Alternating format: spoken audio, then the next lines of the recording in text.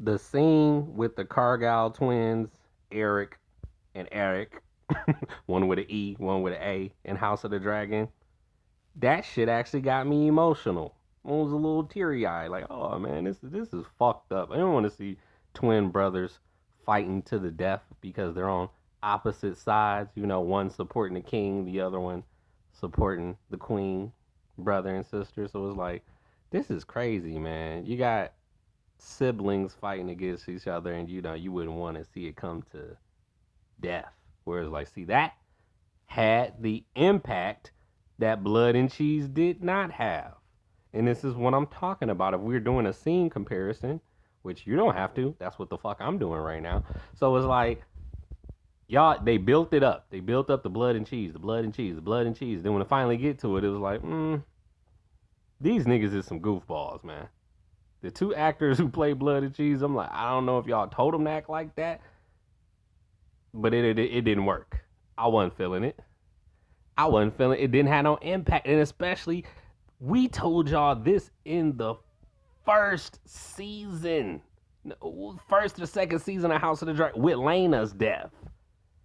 Lena's death lacked impact because we didn't feel like we really knew her like that. It's like, oh yeah, that's the little girl that Viserys was supposed to marry when she was 12 years old, but he declined and decided to fuck with Alicent, which, understandable. But still, it's like, we weren't invested in Lena's character. It was like, oh, okay, that sucks for Vhagar. But not really, because Vhagar will get a new writer, which he did soon after. Very soon after. So it's just like, yeah, y'all can't do.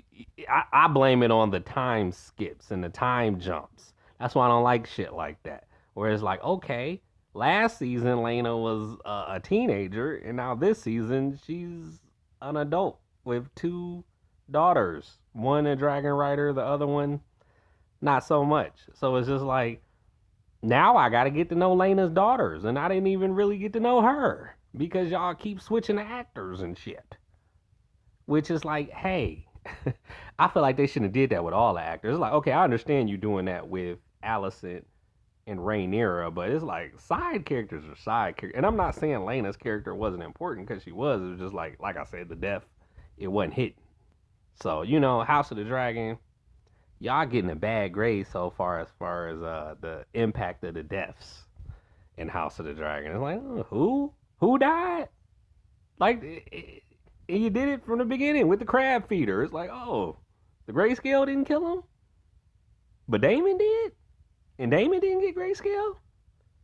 What kind of grayscale is this? This a weaker grayscale than what they had in Game of Thrones? Because Jorah Mormont, it wasn't looking good. And I called cap on that anyway for Samwell to heal that shit the way he did. Like, get the fuck out of here, man. So, all I'm saying is the Cargill twins, great job.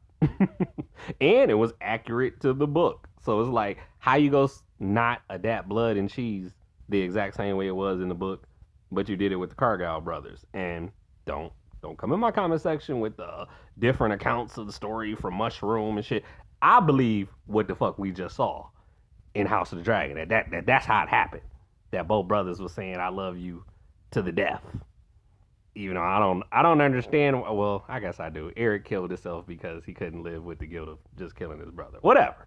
I still don't think he should have killed himself though. But that's just me.